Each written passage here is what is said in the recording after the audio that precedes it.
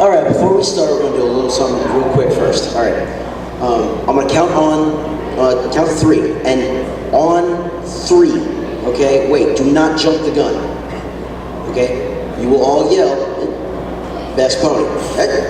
Okay, 1, 2, 3. That's amazing. Everyone said Twilight. All right, I'm just kidding. All right, so if you don't know what this panel is, this is Bronies in the military, or whatever they ended up calling it. You know, military Bronies. We are all currently, or prior to service. Right. This guy is no longer. Yeah, he's retired. But we've all got military service of some sort, and we're just kind of here to talk about, you know, what it means to be a military Brony, how it kind of works, that whole deal. So let's just. Now, important disclaimer, because the military always has to have this disclaimer. Any of the views expressed on this panel are solely ours and do not reflect our service branches in any way, shape, or form. So that's just to avoid getting in trouble, which is important. Anyway, so let's just start off with introductions. We'll just go down the line here. You have a microphone. Yes. I don't need a microphone. I'm the GS Pony. That's my old fan name, also known as Scruggs. That's actually my name. But I'm doing the chainmail booth, as most of y'all probably know. So I've been in the military only about a year, and I'm currently stationed at Little Rock Air Force Base. So yeah, Air Force. Thanks. All right, my name is Tori Evans. I hail from Houston, Texas. I was in the Marine Corps. Like I said, I left way back in 2008, so I was never actually a military Brony. However, just got a little bit of insight on, because I was in, and I try to think I stay very involved because I like to be, sort of like a good role model and actually encourage a lot of Bronies to go in, because I want to see more Bronies go into the Marine Corps. But I was a tactical data network. I am Thomas Spangler, also known as Spangle, with FOB Equestria. Every time I say Bob Equestria, people are like, Fallout Equestria? No, it's FOB, Forward Operating Base Equestria. It's just a military Brony site that, we kind of do our own little thing where we make different posts about ponies with guns. We have all sorts of outlets. But anyway, I am their head of literature. I come to panels, do stuff, cons, and do panels and stuff like this. And yeah, it's a good time. I am currently in the U.S. Air Force. 5 years in, senior airman, stationed at Little Rock Air Force Base with that guy. And yeah, I'm kind of loving every minute of it. Kenneth McIntyre, or as some of you might have heard it, the Insane Scotsman. I am currently 3 years into the Navy, stationed at Gulfport, Mississippi, CB base. Never go there. That is the best hint I can give you for that base. And I found out that I was part of this panel yesterday about 8 o'clock at night, so I'm going to be winging it a lot of the time today. Yeah, the military has a great talent for improvisation. So with that being said, this panel is kind of an open forum. If you have questions at any point, just put up your hand, finish what you're saying, and call on me. I kind of like to keep things a little relaxed. The military is too strict for me a lot of times, and I need my life outside the military to be a little more loose and free-flowing. So if you have a question at any point, just put up your hand. And we already have one. Yes. This question is actually about for each of you. Which pony would you feel is best suited to the job you do? Ooh, that's a good question. I like that. Honestly, okay, so is this main 6 restricted or like band ponies? If you want. And to keep it simple, which of the main 6 would you feel would be best at your job? Well, I'm an aircraft mechanic. I fix C-130s, so I think the only pony probably suited towards that environment and that mentality is probably Applejack. So. No Pegasuses? No, we don't fly planes. We just fix planes. We don't go up in the air. We just kind of make sure other things do. Well, I'm pretty sure mine would have to be Twilight, because like I said, as a tactical network, where we just basically put internet in the field. So basically, computers. The only one who's even touched anything remotely looks like a computer is Twilight.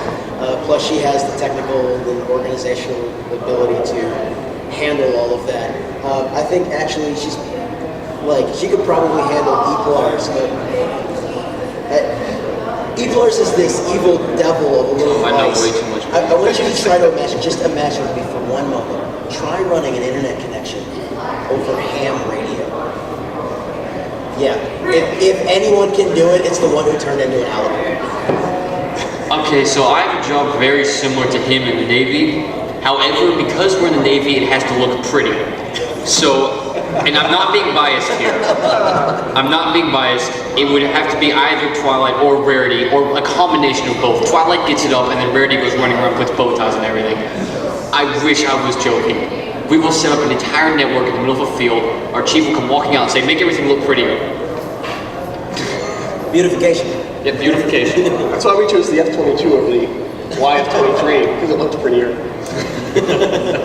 For my particular job, we're conveniently known as GAC troops. So GAC is back. Guidance and control. Guidance and control. We are also known as pointy heads, so it would have to be a unicorn. So a very smart, nerdy unicorn. So I would have to go with Twilight Sparkle would be best suited for my particular job. Yes. I just noticed, I like it how it's Twilight Sparkle who's the best with the military, it turns out. Well, in all fairness, I suppose Rainbow Dash could do my job, but I think she's too lazy. Rainbow While Dash we're on this, is can I real just say undisciplined. that I would really like to have Shining Armor as my superior officer, because if anybody in command, they'll just go, Twilight, in formation. And yeah, please, I wish I had gunner sergeants that were that lax. Oh my god. So, I guess we can start off with maybe how we discovered My Little Pony. I became, I'll start off. If you want to share, if you don't, you can opt out. But anyway, so I first discovered My Little Pony, I think it was August of 2011. It's been a couple of years now. And it's kind of funny because I used to be one of the worst haters on Bronies. Not actively hating on Bronies, but anytime anyone brought up the subject of Bronies, I kind of just went like this and I was saying things like, oh, those people need to turn in their man cards and how can they even like such garbage without even watching the show and making those stupid comments. But the problem was, through many of the internet sources and websites I visited, ponies kept invading.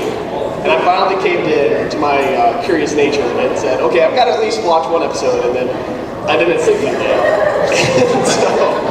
I was very secretive about my Brony status for a while, but past a certain point I got comfortable enough with it, and now I'm an active part of the community. I don't hide it. Everyone in my work center kind of knows about it. They might not understand exactly what it means, but they know. So it's definitely no longer a secret. Next. Well, I actually became Brony before I got in the military, and it was at the summer of 2011 or something like that. Yeah, I think it was summer of 2011. And so prior to that, I'd worked at event operations at my local college, which is basically setting up these conventions and stuff. So I was kind of a cynical little loser guy because I just make fun of all these crazy odd groups while I was setting up for them and stuff. And I hated people like this. And then one night in my room in the dark, browsing YouTube, I stumbled across certain photos, and one thing led to another, and 24 hours later, I'd watched the first season. And I couldn't get enough, and it changed my whole outlook on everything. Yeah, so. All right, I know the exact day. I don't know the date, but it was the exact day that theescapist.com posted the physics presentation on their website. I found it, and that is, if you don't know, this kid did all these crazy calculations. He actually calculated the sonic rainbow movement, and they used them in the Death Battle episode. The guy that's according to calculations by this guy, he's the one. And so, I'm pretty open-minded though. After watching it and laughing, I actually decided to give the show a chance. And like everybody else, you're watching 2 a night, 3 a night, 4 the next night. You're up really, really late, watching finishing off the season, moving. It was, I think, a midway between season 2 a little bit. So I'm starting on those next episodes, and then I'm done. I'm caught up, and I'm waiting for the next episode. I'm online. I'm looking for pictures. And I'm checking out the community. I'm learning all about the Brony history. and I'm getting more and more involved. I'm finding out about the music, and I'm sucking in all this pony stuff. I'm finding more and more, and I'm sucking it down. It's like it's getting more intense. It's getting more intense, and then I find this video. It's got every single episode of My Little Pony at once. I don't know if you've seen it, like from season 1. And I started that video, and I'm watching it, and I swear to you, this sounds crazy, but I could see every song, every line of dialogue. I understood and comprehended. And like the movie 2001, I had that tunnel vision where I was being sucked into the computer, and I could feel my essence in Equestria, and I slammed my hand on the spacebar. 5 minutes in, it's like I overdosed. I walked away from the computer and I didn't even think about ponies for 2 weeks. But then after that, I was totally comfortable with it, and I was like, oh, I'm a Brony. So, yes, you can actually overdose on ponies. Oh. Okay, so I now know that I'm officially the oldest Brony here. I discovered it right in the middle of season 1. It was a very interesting discovery because I was one of the ones I didn't discover through anything else. I was just screwing around. I found one picture. I decided to watch the show. It was a picture of a National Guard unit, and they had put in a picture of Derpy with a giant muffin launcher. And I looked at this picture for about 5 minutes, and I scrolled down in the comments, and I had to go see what this was about. So I started watching the very first episode. I started watching the first episode about 8 o'clock Saturday night, and then it was Monday and my alarm clock was going off and I had no idea what had happened. But, so mine's not quite as exciting as overdosing and nearly dying at the computer screen, but... Perhaps not. I mean, it seems like there's a common theme is when a person, or at least a lot of people when they first discover My Little Pony, it seems like they kind of go a little overboard and don't get sleep that night, or maybe the next night too.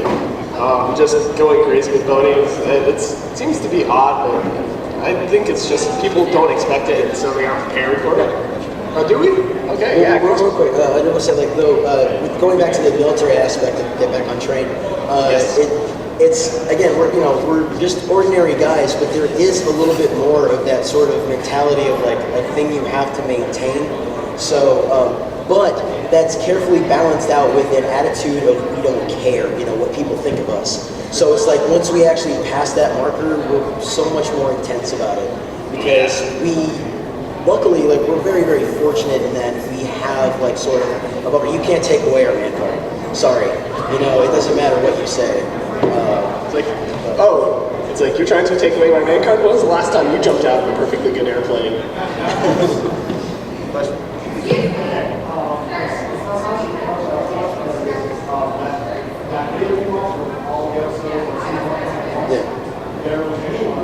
Yes.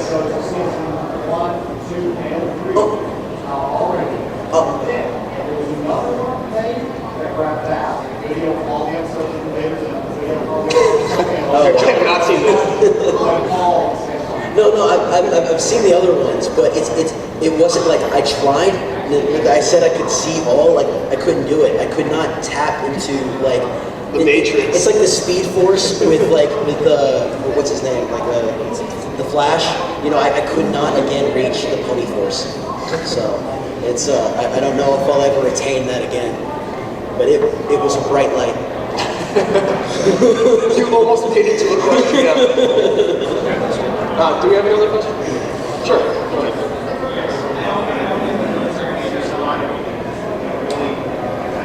Complicated interactions between people. And in the Dear Princess Celestia lessons, you benefited. I know you said that it really, I guess, turned your whole life around, and you benefited from maybe the less love that you got to the time. Just to repeat the question, it's basically asking if being in the military with all the different interactions we have to have with people, if we've benefited at all from the lessons of the show, either directly stated lessons or indirectly kind of hinted at lessons. And I think I can safely say that I feel like I am a better person because of the show. I think I'm a bit more outgoing, a bit more, compassionate towards people. Definitely, I feel like I have benefited. And I think most people who really get into the show take something good away from it that helps them to become in some ways, a better person. You guys have anything to add? And as far as, we are in the military, but we do still have a life outside of it. So we do still have areas that we can use these type of lessons outside of the military.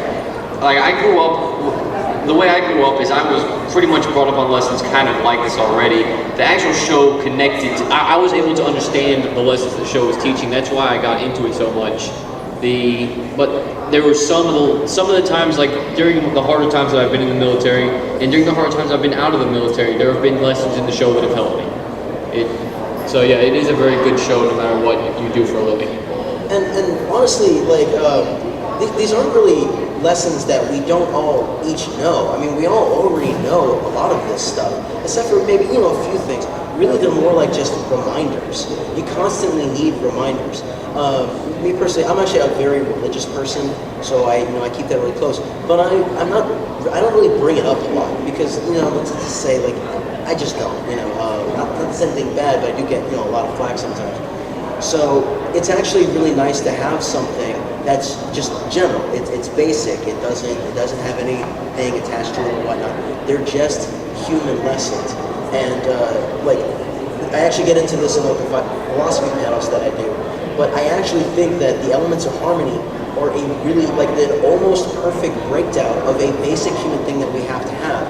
Like if you had to say one thing that was important to human beings, all of society and all of history, what would it probably be? More than likely, it would probably be something along the lines of love. Well, love's a confusing word in our language, so we're just gonna say we're gonna take romantic love and specifically remove that and put that to the side. So we're gonna remove that from the equation. But basically, what we're really talking about is our bonds between each other. We're talking about friendship. If we had to think about one thing about humans, it's how we interact with each other. We are social creatures. That's like something that we need in like just in all existence. And so, and I've really tried, and I don't think I can think of a better breakdown in what Lauren Faust did, because you can't remove any elements. Like I try to say kindness and generosity are the same thing. They're really not. You need them both. And I've heard people add some other things to it, which are great. But it's like the elements of harmony themselves are actually cover the basics of humanity, and keeping them, remind ourselves of them. Like I always I wear the elements on me. I love the symbol because it's a great reminder. It's like I need to be kind, I need to be generous, I need to be loyal. We are territorial creatures. There's nothing wrong with that. But you need to remember your loyalties. It matters. You need to remember to have fun. You have to have laughter. Honesty. That should be a basic human thing. These things are generally culturally universal. So it's great to have something that's just pure like that can be confronted without anything attached to it. Well, other than colorful unicorns. Yeah, colorful ponies, which...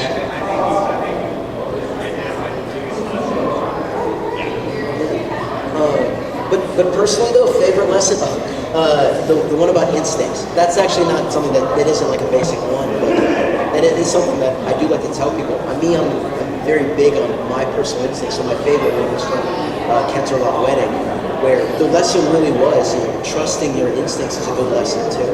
So me personally, that's actually a favorite one. Anything to add? I can't top that. Okay. I think that's a really good transitioning point for a point I want to make is being in the military. Some people are like, well, you think we're kind of like rough, tough, and compatible, but honestly, the show provides a really good counterbalance for our lives. I mean, we deal with so much of one aspect. The military is very harsh, very stressful. I mean, I think it's rated as, being an enlisted military member is rated as one of the most stressful jobs. And so we kind of deal with all this stress, all these kind of more serious, maybe not serious, but kind of, one half of life to where the show provides us with balance, for the other half kind of helps even us out a little.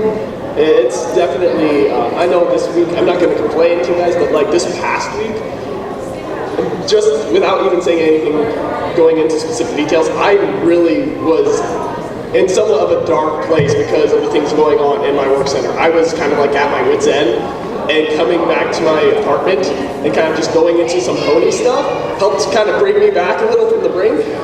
And so there's been stories of guys, you know, who have been in the military, they've come across the show, and they are also like at their own separate brinks, you know, in their own dark places.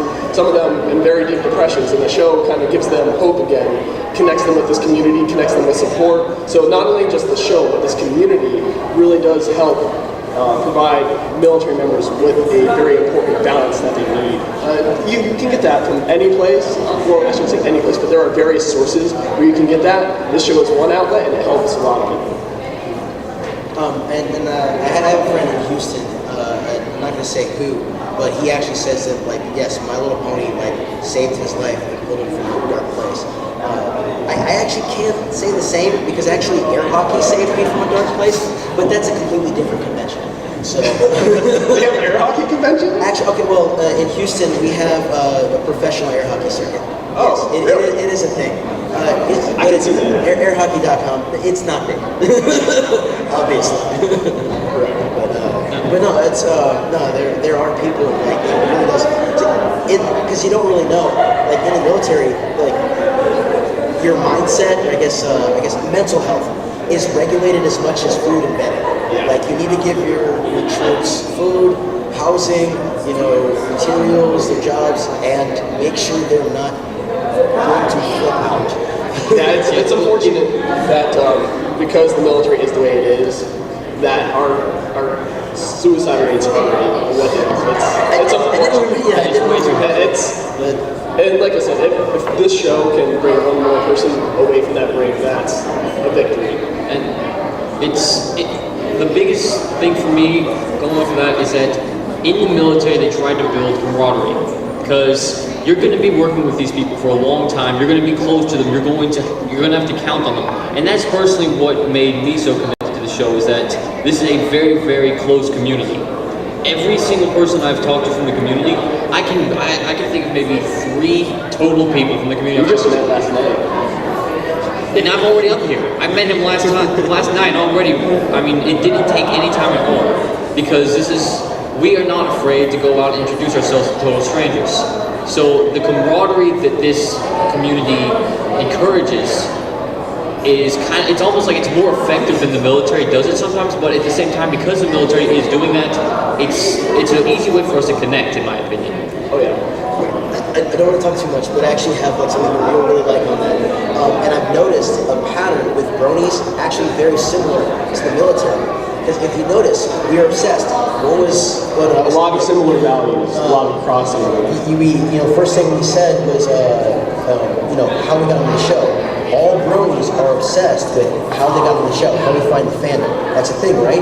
Well, in the military, we are obsessed with asking each other why we got in. Especially like the harder things like recon, special forces, sniper schools, like the Marine Corps. Marines, like, that's like, as soon as we're bored and we don't have anything to do, it's the first question to come out. So why are you here? So why are you here? And what I think it's because is whenever you have something that has a high level of entry, it's difficult to get into. And you're going to have a smaller group on the inside, and because you have to get over that hill, it instantly creates that camaraderie because you all went through the same thing. And make no mistake, like boot camp is hard, and that's our level of entry. But Bronies, watching the show, giving it a chance, being open about it, that is no small thing. That is a mental hurdle that everyone had to get across. Not everyone can do it, and people that can do it are here. That's why you ask each other why you're here. It's like getting into the show is the Brony boot camp. Because, I mean, if you think about it, it makes sense, because every single person in here has been, almost from birth, brainwashed into thinking that blue is for boys, pink is for girls, this is for boys, this is for girls. Going over that line is a very tough thing. I know for a fact it was extremely tough for me, because at the time I was on a military base, and I'm like, if anyone catches me, they're going to freaking lynch me. I mean, it was extremely scary for me whenever I first got into the show, and I tried to not, like, even though I liked it, I was trying to not like it, because my own mindset was telling me that I shouldn't. But once I got past that mindset and started enjoying the show, it was the Brony boot camp, pretty much. I think that's a pretty good assessment. One thing that I've also noticed is between the show, again, people try to say, I've heard some people say, oh, you're a military Brony? That's really weird. That doesn't even seem like it would be possible. Like I said, one thing is it provides us with balance. The other part is the values in the show are very similar to the values, our military provides. One of the most important values, one of our Air Force core values is integrity. That's honesty, right there. They promote camaraderie, that's friendship, all this good stuff. Everyone right now, the Air Force has this thing going on called CCAF, not CCA, Combined Federal Companion, CFCF or something, I don't know. It's some sort of charity. And they they push it very hard. They're like, if everyone keeps CFC, thank you, I love you. I'm just, they really do push you to be generous. The military tries to promote these values that are embraced by the show, so when people are like, well, how can you get into it? It's like, well, I can relate to the values. It's kind of this lifestyle I've taken on myself by joining the military, and seeing that in the show, especially when there's a lot of shows out there that are kind of mindless and stupid and like just plain garbage, it's kind of a breath of fresh air. And it's just nice to have something that provides those two things, the outlet for just venting and releasing stress, and also just something you can relate to inherently because it is so close. What was that? Yes. I think it does make it all indeed. Oh, and I do feel like magic is actually really important. No, I don't believe in magic. However, I believe in a sort of magic. And that's just that the whole is greater than the sum of its parts. In anything, that really is like kind of a form of magic. Combined, we can do more than what we could just together. Like, you add, 2 and 2 and you get 4. It's like, no, you get 2 and 2 and you get 6. That's magic. Like we're producing more than we should be. So just do it. Yep. That's how I see it. For anyone who has walked in on this panel since its beginning, we are doing open forum. So if you have a question at any time, we just suggest you put your hand up and we will answer it. Otherwise, we're just going to keep talking. That's not even a hard question. Lunar Republic. Yeah, Luna. Those two are undecided. Wouldn't our higher-ups decide where we get stationed? I'm fine with being on the moon. That's cool. Yeah, I would rather be on the moon than on the sun, I'm just saying. I gotta go with Solar Empire, actually. It's nothing like, I love Luna, but there's so many other Luna lovers. I gotta stand for my princess. We can no longer be friends. No.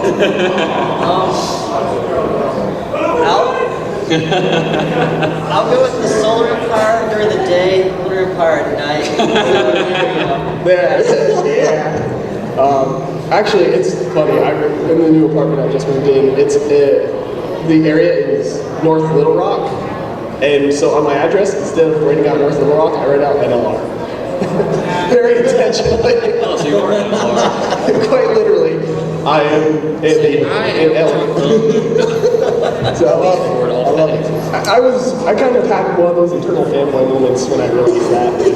Yes, my address is awesome. My address too. It's going to be your address. Yeah, he's also moving in with me. So. Can I join the Griffin Army? Hey, I'm just saying one of the radios I have to work with is called the R-Dash. The art. I love that radio. That's a lie. I completely hate it. But I love what it's called.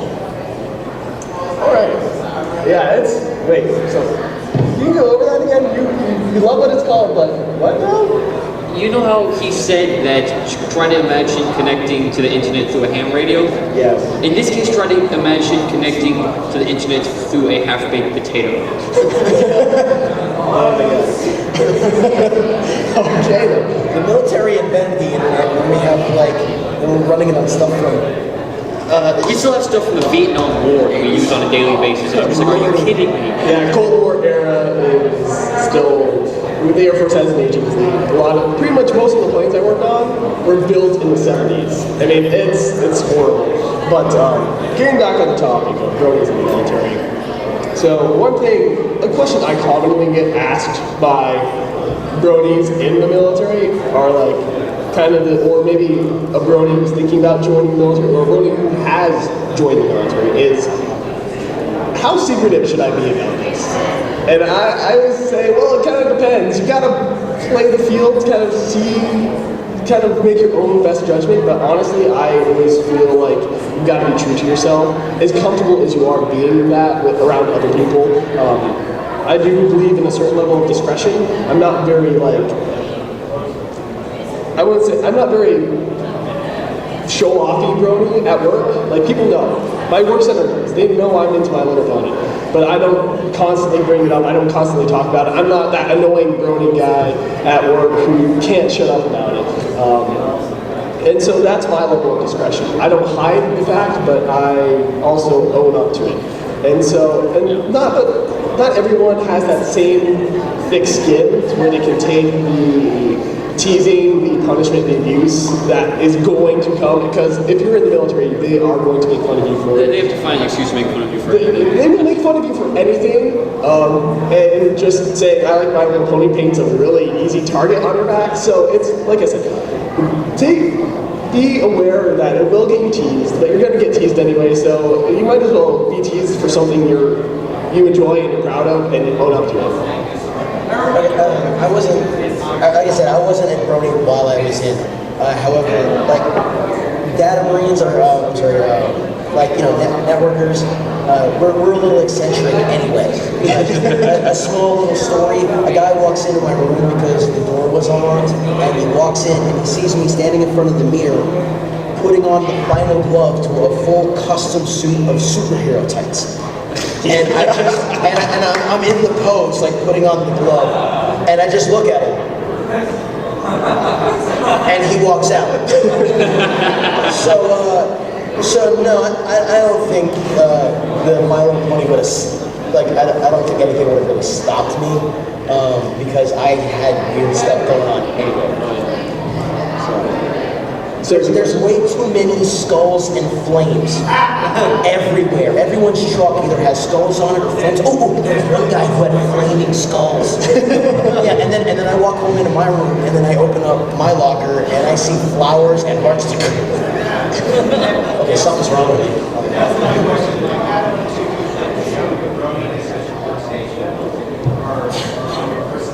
In my case, it's a little bit harder because the people that I work with are from, no offense to any of you that are from this area, from the hillbilly world, where they have outright said that they would kill anyone that they saw wearing anything pony related. So I pretty much have to make it a lot more subtle.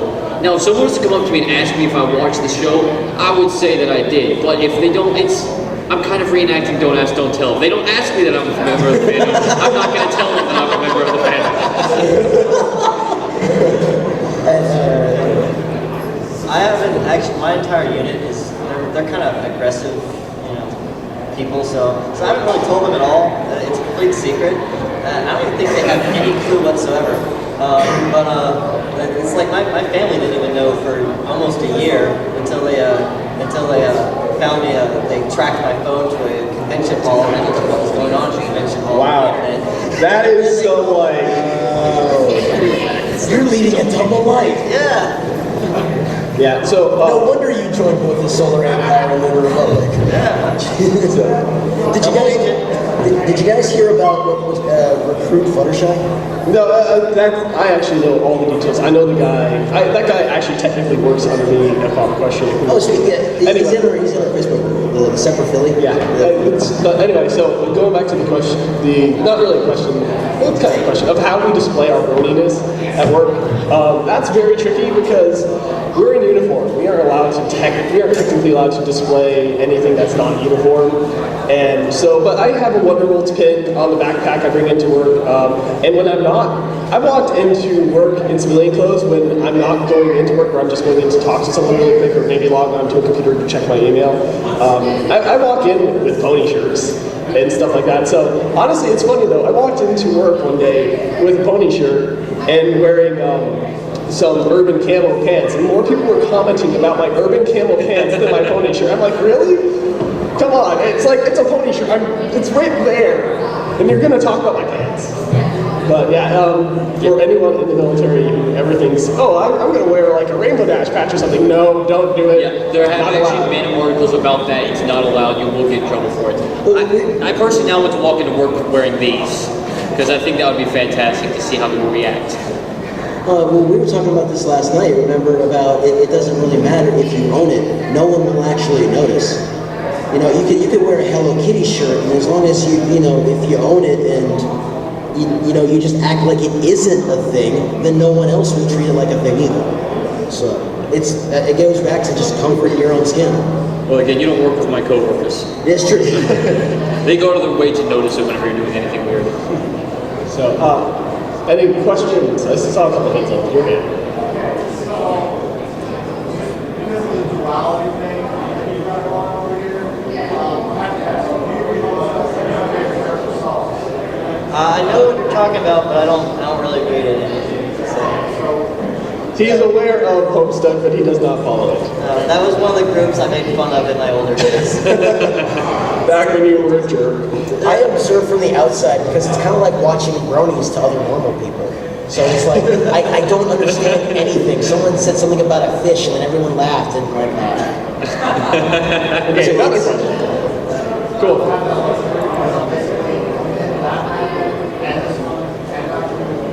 So you're like fandom of everything. So you're never that outside guy who just Well, looks he's an up. outside guy to normal people. Yeah, you're outside. are you a brown coat too? Brown coats. Woo! Firefly. Love that series. Okay, another question.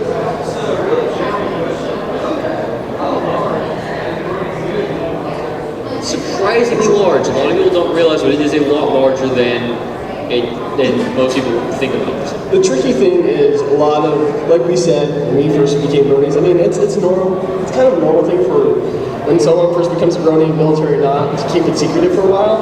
But then military Bronies tend to keep it secretive for a lot longer and tend to be a lot better at hiding it because we kind of have certain amounts of training on being discreet.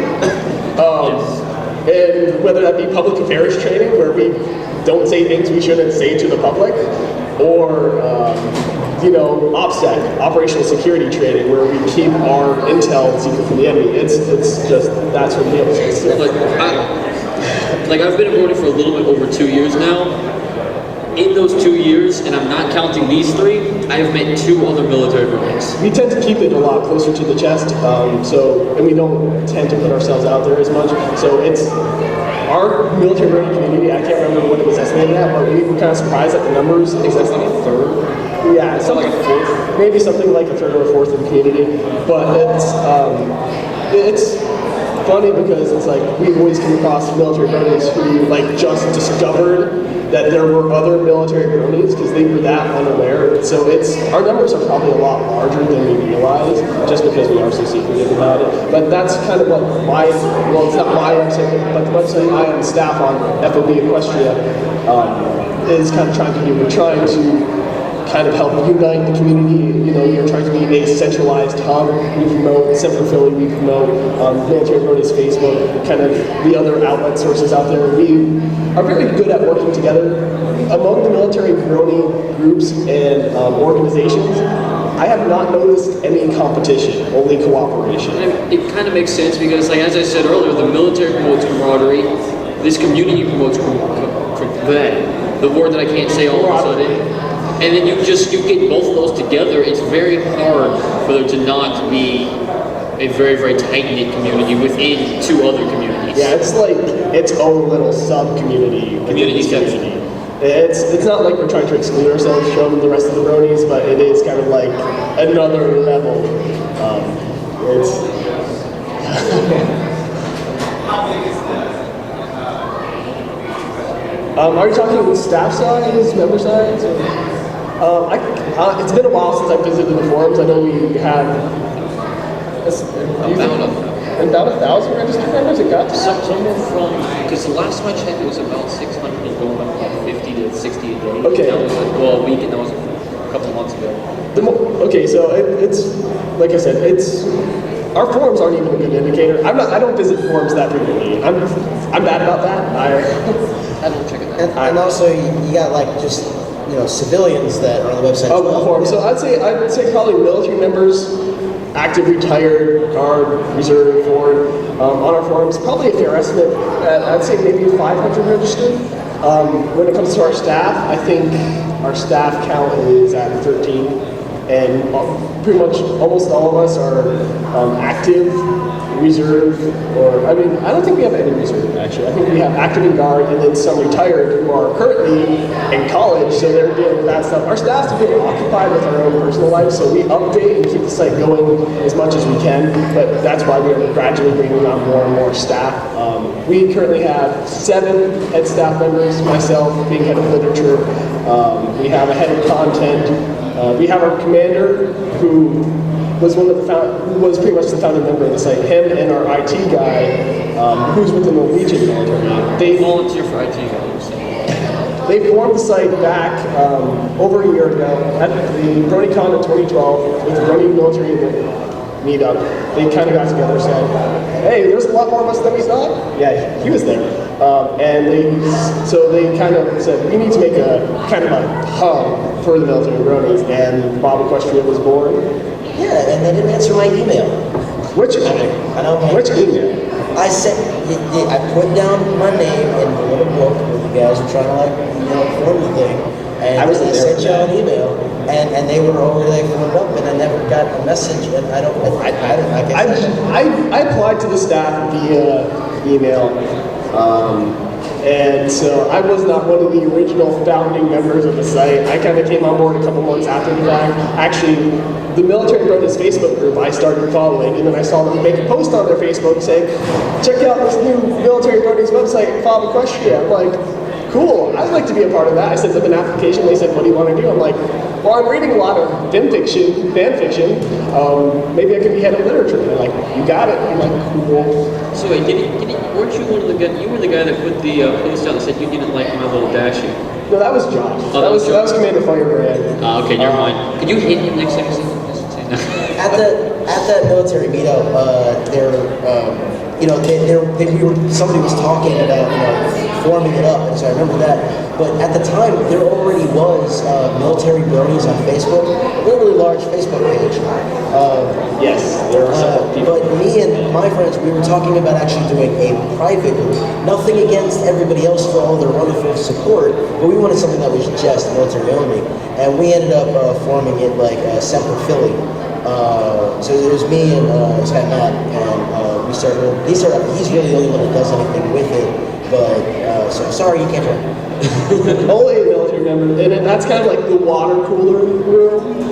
It's kind of like for military guys to go talk military with other military Bronies. It's we say certain things that would generally be frowned upon in the general public. I mean, my work center, some of the jokes and choices of words that come out of my work center would be very frowned upon.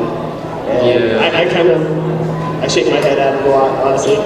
I don't partake, but I am a witness, and it's okay. You have mechanics. Mechanics are bad. But just throw military on top of that, and you've got like some of the worst, some of the like most inappropriate humor, and just some of the you will hear like a swear word every other word, and it's just yeah. But any questions out there? We had a question. I saw it. Okay, so I was gonna say I know I saw it, but I guess he kind of disappeared. He's over in the corner. He's over in the corner. Okay. So if there's no other questions, we're just going to continue talking about random things. So Semper Philly is what he's a part of. Question. All right. You guys have like safety rules for the military, right? So you have to roll on something like Yeah, we have rules for everything.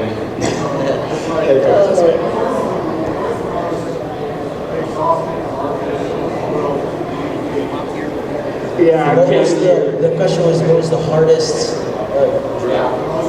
The most training that we've gone through? No, drills. Like, if we're like, training, if we're gonna go with our hardest, I do have to say, mob gear, which is chem my warfare. God, I hate It's horrible. Everyone in the military hates mob gear, and I don't even know what mob stands for. I play World of Warcraft in level 4 on here. See, okay, Vanilla, year 1. okay, so Okay, you guys saw that I was wearing that chainmail, right? Imagine that over your entire body, then put a very, very tight-fitting mask over your face, put a hood over your head and tighten as much as you can. And then if there is a tiny crack in it, you'll be trying to claw your eyeballs out. Imagine looking like an ugly furry. so No offense to the furry. No, I love the furry. I was just saying, that's what it's like. It's a very hot, muggy, you're in a Hard little to- biome suit. Yeah, All your own. You have to keep doing what you you would keep do, doing your job. but you're wearing something that constricts your vision to about this much. Your entire body is covered. You've got like big rubber gloves on, huge like galoshes. On the plus side, mob gear is better than it used to be. It used to be like all charcoal based, Oh. and so when you took it off, you'd be just covered in black charcoal. It was terrible. And the thing is, you have to keep in mind, your uniform is on under this, so your uniform is completely ruined. You're gonna have to wash that thing like 5 times to get it looking decent again. And another bonus to mob gear is that it's better than being dead. Actually, Just It's saying. better than it protects you and keeps you alive in case of chemical attack. But yeah. Actually, like, it's funny, like, we don't really have, like, I don't know if you're saying, like, emergency drills or anything, but, like, training is more of, like, well, at least what we did, it was more planned out. It's like, okay, next month you're doing training. And actually, training is the more fun stuff. I mean, yes, it's harder, Training is but very- it's, because you can- like, that's, you know, it's like, you're, like, going to a convention. Like, conventions are very physically taxing. You're up for many, many hours. It's like, you're doing all of this hard stuff, but, like, no, that was a relief from me going back to work, because back at work, it was like being stuck in the movie Office Space 24 hours a day. You know, so, like, actually, even though training is hard, it's like, that's what I looked forward to. Because you were doing So, things, you weren't just sitting it's really hard to actually, like, honestly, I kind of want to pick which one was my favorite. I don't know if I have a favorite. I think my hardest training was survival training, combat survival, and I hated that. Riot training was fun. Oh, man. It's fun to look back on, but it's not very fun to go through. It's starving in the middle of the woods with a 65-pound rucksack is not fun. Because I'm sitting over here as a Navy IT, like, the best training I've gone through is making cables, so I'm just, okay, I'll just leave. Okay. Eddie, Another training we do that we do it quite often is actually it's a live shooter training. Active shooter. Active shooter is fun. And like there was that active shooter very recently in the DC area, and they trained for that. And I guess it's just even with the training that Yeah. can still go sour. Yeah. So, Yep. but we do that training. We try quite our often. So. we're coming up short on time right now. Any final questions before we make our closing comments? Okay, if there's no closing questions, no final questions, apparently you have something you want to Oh, no, it was just a funny story of the training. Okay, well, I thought we were going to do stories. well, we can do stories. Let's finish this off with the story that he brought up, which, okay, there is a drill sergeant, actual Army drill sergeant, as part of the staff on our website. He's actually a fan fiction reviewer under me. So he is an E6 in the Army, and he outranks me. I'm an E4 in the U.S. Air Force. He outranks me real for the military. I outrank him on the website, so it's kind of funny. I mean, one of our lowest ranking members on our staff on the website is an E8 Senior Master Sergeant in the Air Force. He's very cool about it though, but I digress. So this Army Drill Sergeant it is well known among his co-workers, among his fellow drill sergeants, that he is a Brony. And so they bring it up one time during this training. They're like, you know, Drill Sergeant Tweak over here, his real name's not Tweak, but that's his pony persona, is a Brony. Any of you Bronies? And he's like, so one of them speaks up, they're like, I am, sir. Like, no, like this is a different story. This is private Applejack. Let's go private Fluttershy. Okay, all right. So there was one. I don't know if it's the same drill instructor or a different one. No, it's the same. It's the same one. He has many stories. He like I don't know who know, but like the recruits didn't really know. But he was yelling at a recruit, you know, because he wasn't being loud. Chow hall, coming out of the chow hall, filing out. Whenever you thought, you know, you yell, we scream all the time. You count off. As you come out of the chow hall, you count off, and so the drill sergeants don't have to sit there and count you to make sure they have everyone. If it doesn't add up to whatever, you're missing something. So he's a brony, and in his head, while he's yelling at him to be louder, he starts thinking of the Rainbow Dash scene. So as he's yelling at him, he's doing it like, louder, louder! He goes, louder! The recruit looks at him and goes, yay. and to his credit, he kept his composure. He completely maintained, but he said, you are now Private Fluttershy. Push. Although I asked him how Private Fluttershy was doing, or I'm sorry, Recruit Fluttershy, but and he said he was actually kind of worried about it because he's in a grunt unit and they weren't super friendly, so he may be one of those ones that's kind of secretive about how. Yeah, he's gonna be like. I want to check up on Private Fluttershy. Yeah, he's corporal. We gotta take care of our own. Yeah. I want to know. But yeah, there are some interesting stories. There's funny moments in boot camp. Like I think one of the best I've ever heard of. I wasn't there because I was on the other side, but the females, like they were just talking with the drill instructors. She had moments where you just talk to them, and she was asking them why they joined. They're almost human beings. And you know, this person joined for this reason, and one of the girls stood up and said, "I wanted to fight a lava monster, ma'am."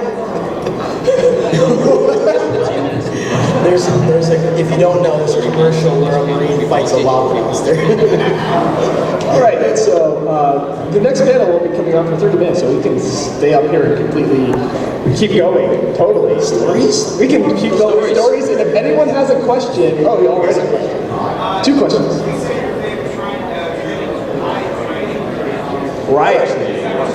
Yeah, well, it was a full. It wasn't like full crazy. It was very much a like skim over a lot of different things. Like we did shotgun training, like the automatic shotgun, which is really cool to fire. And you know, generally like use a baton, you how to use a shield, movement. It was in Korea during I think there was RSO&I or maybe it was UFL, which is a joint operation. All the branches we go to Korea, we work with them every year. But it was, for me, my job is very intense in the first couple of weeks. You know, set the networks up. After that's a little more relaxed, so I got to go do the training. And it was actually a breather from all the work that I was doing. Again, that's like I enjoy training. But that was actually the story I was going to tell. Was I was on the automatic shotgun range and we're firing, and we had to fire so many volleys in a lot of time. Like fire 3 shots, fire 2 shots, and so we're. Keep going. Yeah. So I'm firing, and I'm just sitting there shooting, and the range coach is like right next to me, and I'm going boom, boom, boom, and the range coach walks over right behind me. He's like, "Are you making the shotgun sound effect?" It's an automatic shotgun. And I just look at him like, no.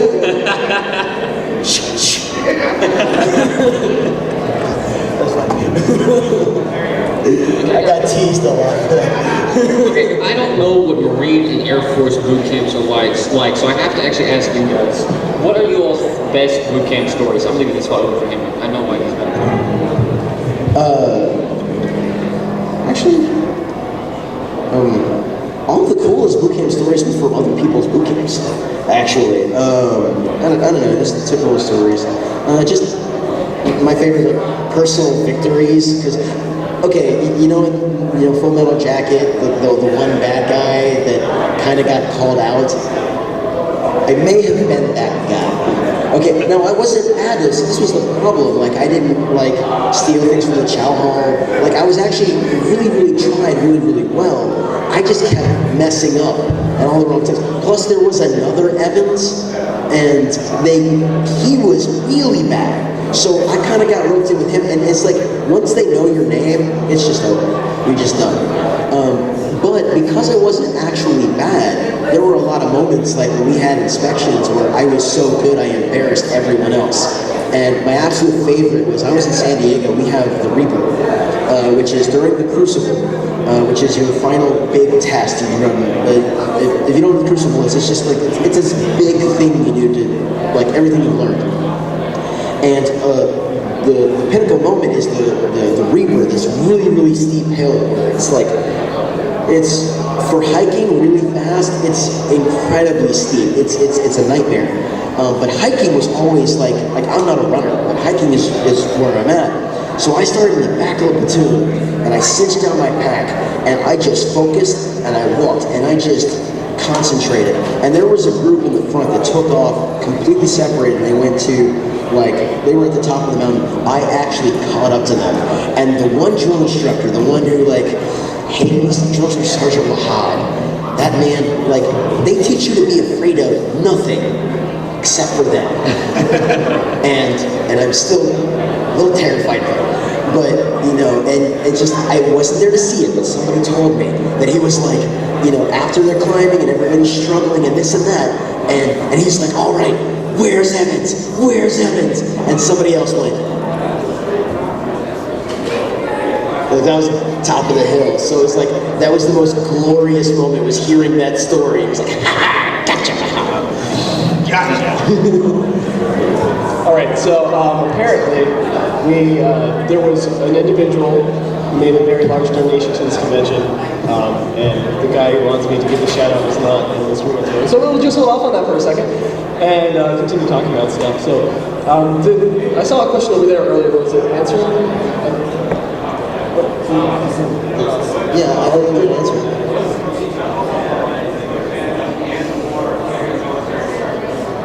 In the fandom, or military service, I know.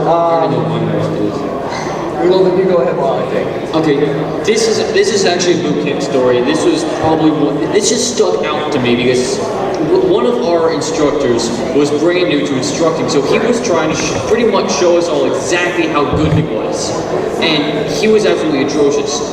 But I was lined up in just the right spot, and the reason why this sticks out to me is because it wasn't exactly, it was just a memorable moment. It wasn't necessarily a triumph or a loss or anything. It was just hilarious because every single morning we would have to go to the other berthing to do like the muster and everything like that. So every single morning we go over there, the drill instructors would be standing by doing the muster, and every single morning there's a little mirror in the corner. No one can see that mirror except for me because it's right where I was standing. Every single morning this guy would do this, and I'm just not joking. Every single morning he would just go walking. Looking good! And just go walking right back out to the front. And no one saw it, no one heard it, until the very end of boot camp, when I go walking up there and I do that in front of everyone, and everyone turns to look at him, and he has actually turned red from top to bottom and ran into the office. I just thought that was great that I actually embarrassed him that much, because he did that every single morning. Anyway, the best part is he was bald. So he pulled out a comb and combed nothing. He just like swung it over his head twice, and then went, looking good! One of those moments. Okay, so, like I said earlier, there has been an individual not at this convention, but who has made a very large donation to this convention to help support it. That individual right over there is going to be getting video, so we can just kind of give him a nice shout out and give him a round of applause so he can send that video to him and let this person know he is appreciated. And whenever you are ready. All right, we're going to give a shout out to, his name is Shane, correct? Sean. Okay, sorry. Sean, for making a very large donation to DerpyCon South and supporting this great convention. If you could get a round of applause for you guys.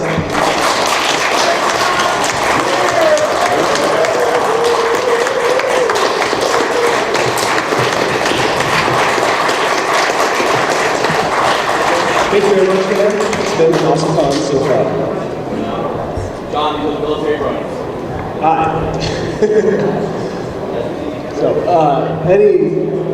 Any other questions before we go? Well, actually, the most memorable. You have a Boot camp story or most memorable? Most memorable pony story or military story? Like most memorable moment? Or both, if you have.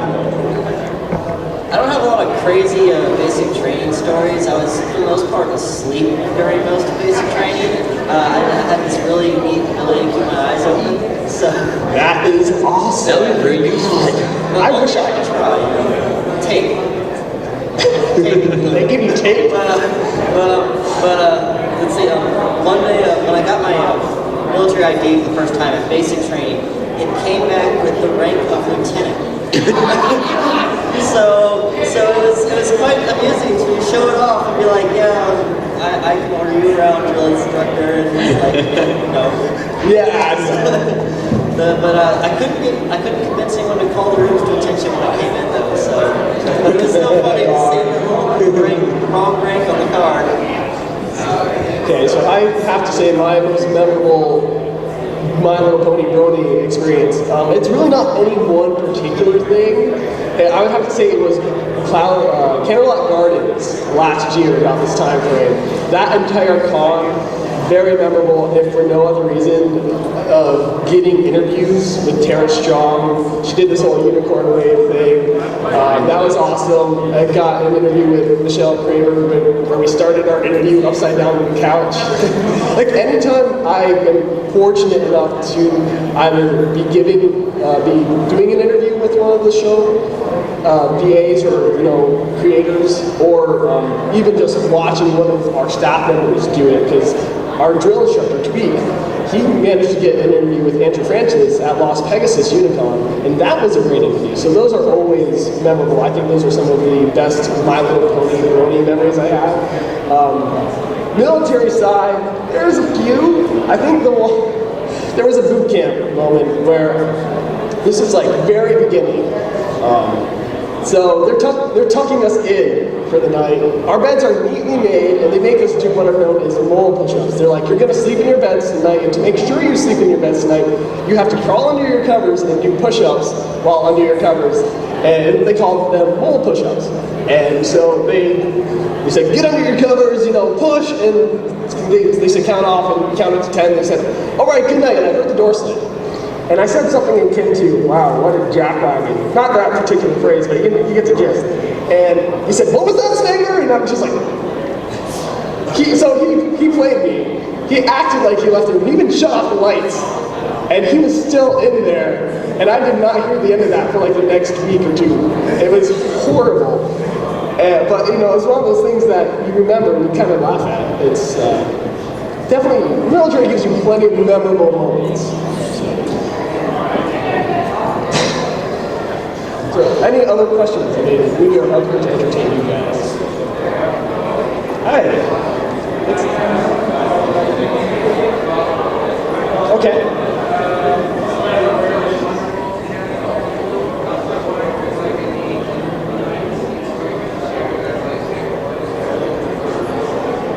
So the question was, if there were any behind-the-scenes moments with our military bronies react to Wonderbolt's Academy video that were not necessarily safe for work, or like not necessarily allowed. Safe. Oh, that are safe. Okay. I did not do the editing. The only reaction I am fully aware of all reacts to is my own. I sent in mine to our editor, which is, oddly enough, the head of our website, Josh Schwartzer, otherwise known as Commander Firebrand.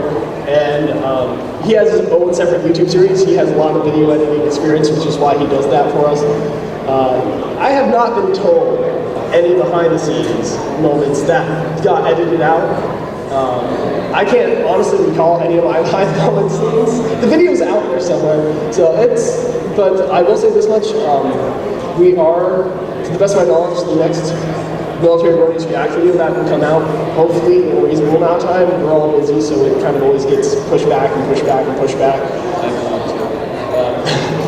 He volunteers apparently, but it will be, at least last time I checked, it was slated to be Rainbow Dash versus Starscream Death Battle. That was going to be the next one, and then after that was going to be Military Bronies React to Equestrian Girls. And we've already had our informal reacts to that, whether or not, like, in the presence of each other, because we've gone to a few conventions and watched it with each other. And one of the behind the scenes from that was so what convention was this? This was Fiesta Equestrian. I was hanging out with one of our, actually he is not Bob Equestrian staff, he is Military Bronies Facebook staff, but he's a very close friend of the group. And we may or may not have had some alcoholic beverages, and then went back up to the room and had some more and started watching Equestrian Girls while doing this. And we were just kind of, every time Brad, and if you don't know who Brad is, it's Flash Century, but everyone just calls him Brad, because he looks like he's Brad. He's a Brad. And he is the stereotypical, lover boy, he plays guitar, he has a Mustang, I mean, come on! It makes me feel so he can jump so many every time I see Brad, it had something to do, it was a mixture of the alcohol and the fanboy in me, because my favorite pony used to be Twilight. Now I don't really have a favorite of mid-6, but so every time I saw Brad, I was just like, no, Twilight! No, don't fall for it! My favorite's pretty obvious if you can't guess. Rarity, but yeah, it's watching Equestrian Girls while somewhat inebriated is always a fun time. There was another person in the room sleeping who is one of the Bob Equestrian staff members who was like, I was up while you guys were doing that, and it's like, I'm not surprised we're being really loud, and he's like, but he was very understanding. He's like, you gotta do that same thing. I'm like, well, buy me some alcohol and you will get the same reaction that you got. I got to play an Equestrian Girls drinking game with DJ Shamrock at Brave Fanfare in Austin. That was a lot of fun. There's a lot more magic in that show than you think there is. It was actually Around your 15th show. Now, we do promote drinking responsibly, and we do not condone drinking underage.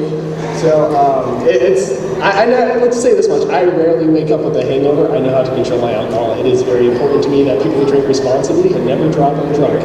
This has been a public service announcement from your fellow Bob Equestrian member state. And since I'm not on their staff, I walk pony on Sundays. Can't wait to see Mark. He said, see you tomorrow. Yes. So, any other questions? I walk like that without the drink. So, if there are no other questions, we will continue. Oh, do you have it? It's getting pretty close. I'm sorry, what was that? Favorite ponies don't have to be N6. Favorite Twilight. ponies. Broken pony is broken. There's a Twilight. Broken pony is broken. I'm not quite sure. What do you mean by that expression? Oh, it's like she's overpowered. She breaks the game. She is too powerful. She is. That's what it means. Who's gonna hold these It's here? like, no. What's a good video game example? Like, she's Goku. She's just Superman. She's just going to win. So, Any particular reason? okay, yes, actually there Let's is go a into reason. reasons here. Okay, all right. I got to agree. I would not pick. I love them all equally, and not even just the main 6, all the ponies. And I refuse to pick one. In fact, whenever I buy like a pin, I have to buy 6 pins because I don't like to show. I'm that guy. I don't show favoritism for any one pony until favorite child. I realized that Twilight was exactly like every single woman I've ever dated. And it's like, okay, see, now I don't really care, but at the time I was like, is this weird?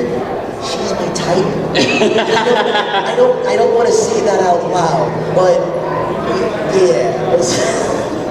In my case, it's, as you can guess, I'm not going to actually say that she's my favorite. I'm just going to say that of all of the characters, she's the one that I'm most associated with, because I would willingly give someone else a shirt off my back if I had to. And at the same time, my mother was a quilter, knitter, sewer, made clothing, and I was the person that had to stand there and do this for 6 hours while she stuck pins in me. So I know a lot more about fashion than a 21-year-old in the military should. Problem. I think. Do you have a favorite movie? Yes, my favorite is The Great and Powerful Trixie, because it's a swimmer name.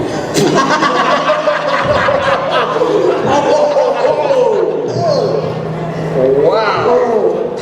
Someone on the internet draw that? No, I'm pretty sure that's a thing. Probably. I mean, I'm pretty sure someone already drew that for Seth. I'm trying. I mean, come on. Yeah, okay, alright. But anyway, I need to Google more things. Anyway, so if I had to pick an absolute favorite pony, it is probably Luna. And honestly, it's as much because of the show, because of what the show has shown of her, as well as the fandom. I've read a lot of Luna fanfics, I've seen a lot of Luna art and stuff, so it's just, I kind of, and honestly, I've thought deeply into why Luna is kind of my favorite, and it's because I'm an older sibling, and so I have that kind of like sympathy for a younger sibling. And so it's like, so I kind of relate to Celestia a lot, but Luna is my favorite because I'm very protective. I have a younger brother. I would die for him. I would go to any lengths to help him and go out there for him. So it's like, when I see Luna as kind of that, broken, hurting younger sibling, my heart just goes out to her. So it's very hard for Luna not to be my favorite. I'm kind of the same. I would willingly make my older brothers die for me as well. Wait, real quick, actually, because you all chose Lunar Empire. He chose both. Okay, in your siblings, where do you fall? Youngest. Youngest, oldest. Oldest of two. Okay. So yeah, I'm the actually youngest curious. of I'm 4 siblings. So I'm gonna go the talk fifth. to the psychologist that was here. I wonder if there's a connection there. Oh. No, I'm thinking about other people that I know and their favorites, and I'm like, I think youngest had to go for Luna, and maybe older people. Well, I'm oldest and I like Luna, so anyway. Question. you are? Yeah. You said you're youngest. I said I'm youngest. I've got 4 siblings and I'm the You said youngest of youngest. all. I'm old. You're oldest? I'm the older brother. Then I'm an idiot. I might be an outlier. There's always outliers. Like, question.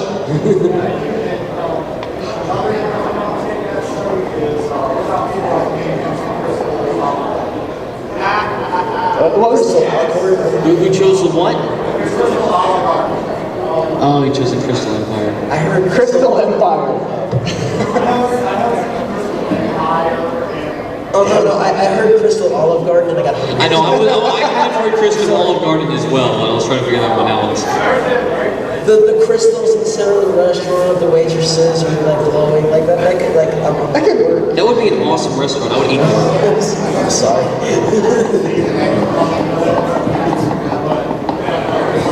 So, Ride Pony brings something like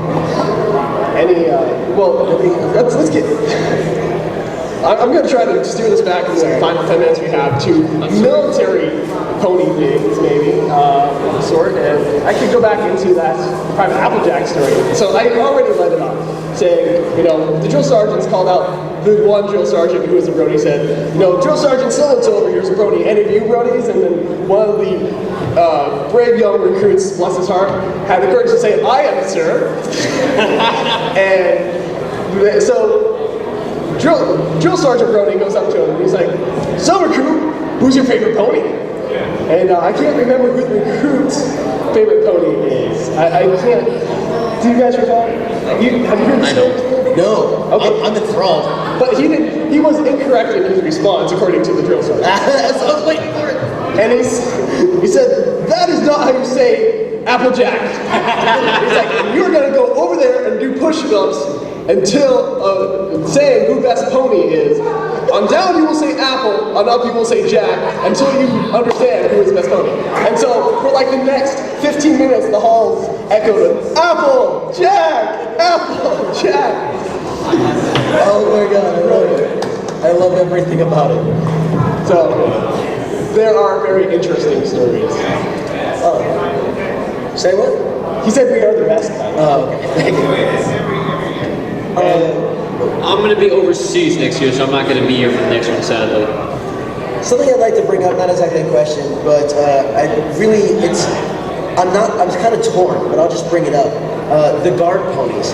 I used to always say on my panels I wanted to see more diversity in the guard ponies because I wanted them to be flushed out a whole lot more. But then I realized that Military conformity. yeah, exactly. One of the things with the military is like we actually all kind of look the same. There's this interesting statue in the museum in the Recruit Depot, San Diego. It's called the Recruit, and it's just a sculpture of a recruit. Like it's a bust, it's just the head. And what's strange is it looked like every single person in my platoon, whether they were Asian, black, or whatnot. This was sculpted so perfectly you couldn't tell. And really, that's what boot camp is like. Like you really can't see anything, and it's like it wasn't towards the end where I really started noticing, like, oh wait, he's Asian, oh wait, he's white. So there is that strange sort of mentality, like that we are all the same. So I don't know if I want the guard ponies to change. I don't know. Kind of fits.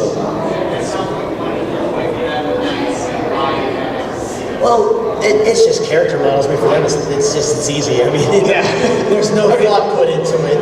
But something doesn't need to be on purpose for it to be deep, you know. So. That's very true. All right.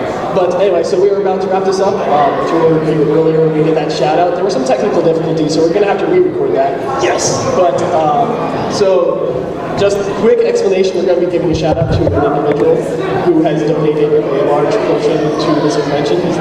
And we're just going to record it, send it to him. He is unable to be here with us, so we're going to record us, giving him a round of applause, showing him our appreciation for his funding of this convention. And he will be sent the video and just know how much he is appreciated. So I'm recording right now. Okay, cool. So we are going to give a shout out to Sean, who has donated quite a considerable sum to this convention and has helped make it happen. And if we could get a round of applause for him, that would be great. So.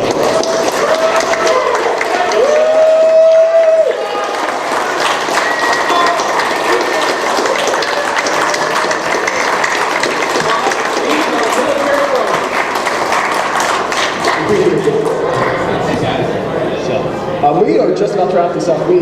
Next panel is going to be on in like 5 minutes or less. So any final questions we can answer really quickly, guys, before we take our lightning round. Lightning round! If you're all good. Oh, and final question. Favorite love craft? Okay, let's just leave. I don't recall. Again, my only fandom of where I'm deeply involved is this one, sadly. I don't have time for any others. Anyway, so thank you all for attending this panel. It's been a real deal of fun for us. I hope we were able to entertain you, and definitely, if we are here next year, there will most likely be another military Bronies panel. So, anyway. Haggis, bagpipes, and kilts make you bulletproof. What? Buy my stuff. Buy his stuff. He's the chainmail member, by the way. He doesn't listen. Anyway, enough shameless self-promotion. This is the Military Bronies panel, and we were going to say a traditional departure that started like at DerpyCon last year, which is Semper Filling. Semper Filling!